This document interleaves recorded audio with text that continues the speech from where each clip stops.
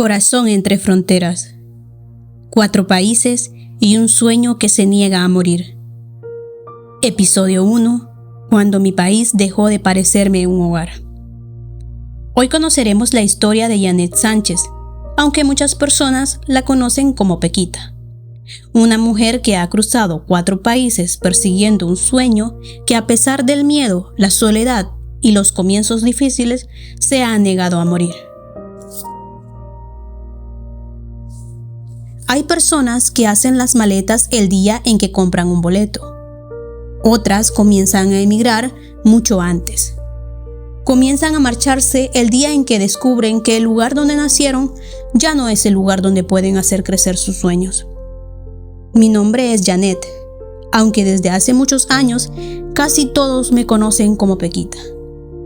Nací en Venezuela. Y desde que era una niña sentía que había algo dentro de mí que quería salir al mundo.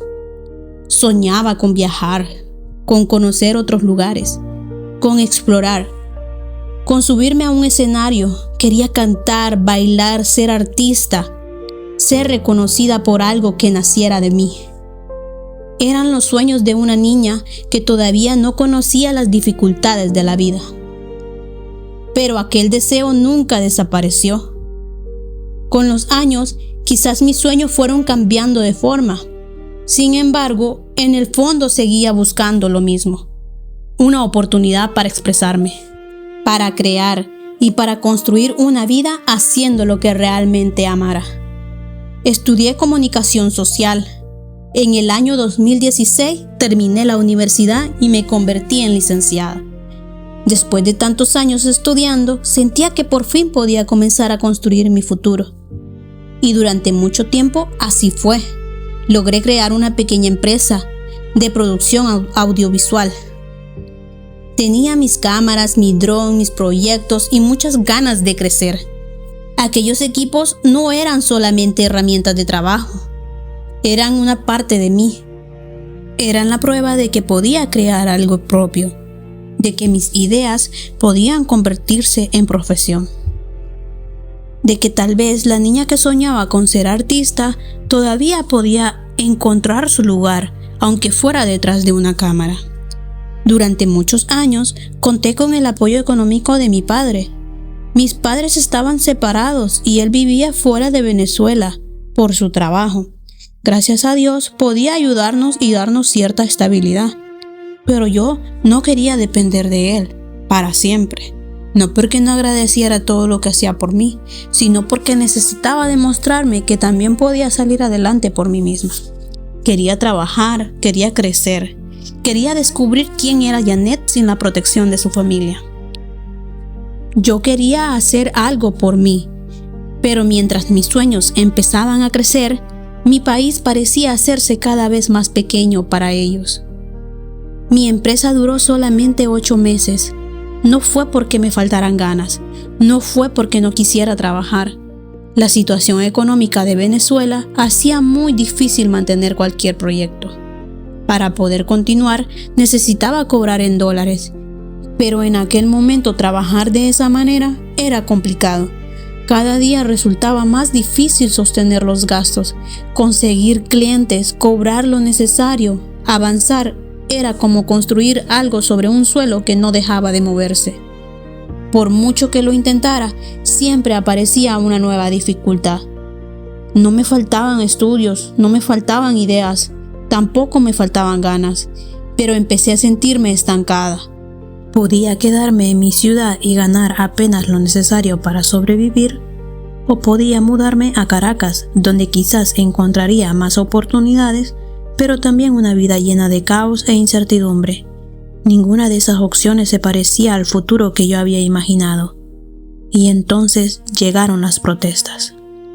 En Venezuela las llamábamos guarimbas. Las calles comenzaron a llenarse de personas que salían a manifestarse, de estudiantes, de militares, de tensión, de miedo. Para quienes trabajamos en el mundo de la comunicación, contar lo que estaba sucediendo podía tener consecuencias. Yo conocía a periodistas y compañeros de profesión que habían sido encarcelados por mostrar lo que realmente estaba pasando. En aquel momento entendí que una cámara podía ser una herramienta para contar la verdad, pero también podía convertirse en un peligro. Hasta entonces mis cámaras habían servido para crear, para hacer fotografías, para grabar proyectos, para construir mis sueños.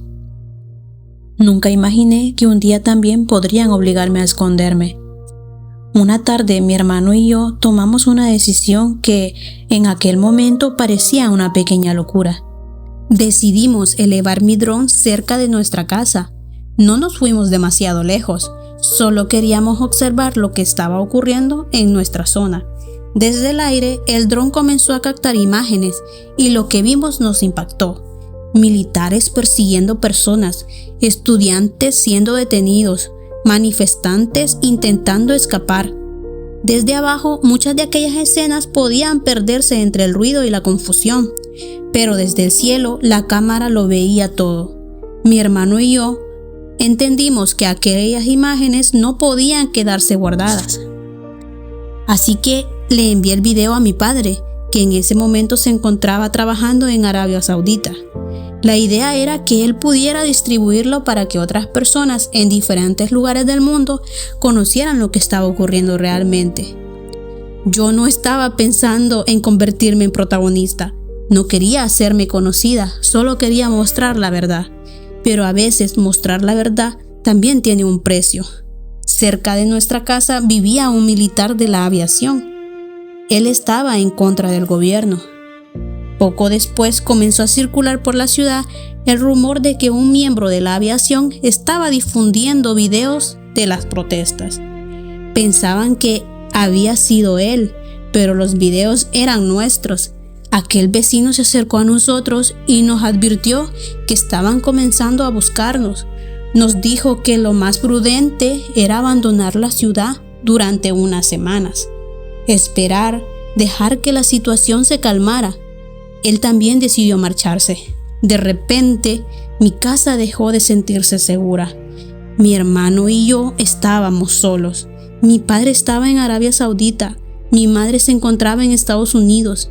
Yo tenía 24 años, mi hermano 25. Éramos adultos. Pero en aquel momento nos sentimos como dos jóvenes intentando entender qué hacer cuando el miedo entra en tu propia casa. Recuerdo que no quería dejar nada atrás. Me llevé a mi perro, a mi gato, todo lo que podía cargar conmigo. No sabía exactamente qué iba a pasar. No sabía si al regresar encontraríamos nuestra vida como la habíamos dejado. Solo sabía que teníamos que irnos. Nos refugiamos en casa de mi abuela, en otra ciudad. Permanecimos allí durante 2 semanas. 2 semanas esperando, preguntándonos si alguien todavía nos estaba buscando. Intentando vivir con normalidad mientras sabíamos que algo podía ocurrir. Finalmente volvimos a casa. Todo parecía haberse calmado. No nos detuvieron. No ocurrió nada más. Pero dentro de mí algo había cambiado. Regresé a la misma casa, a la misma ciudad, a mi misma vida. Pero ya no podía verla con los mismos ojos. Después de aquella experiencia comprendí que no quería vivir así. No quería sentir miedo por grabar. No quería esconderme por mostrar lo que estaba ocurriendo.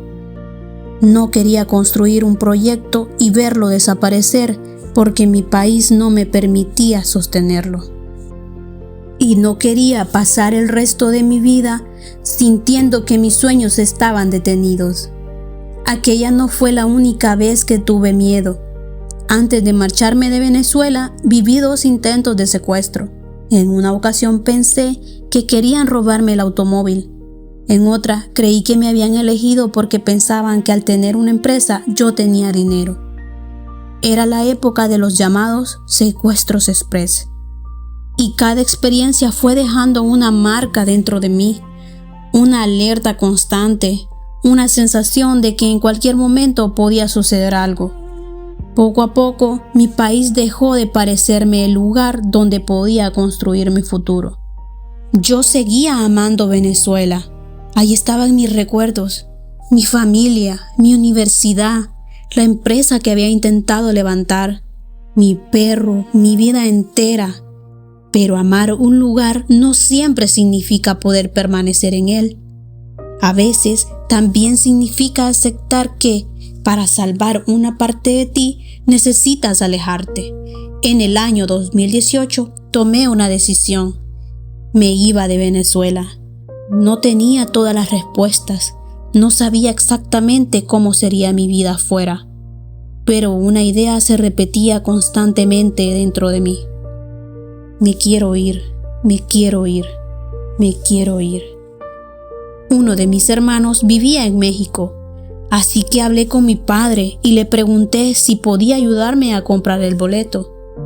Él aceptó, pero puso una condición: si yo salía del país, dejaría de mantenerme. Y aunque podía parecer una advertencia, para mí fue una liberación. Tenía 25 años.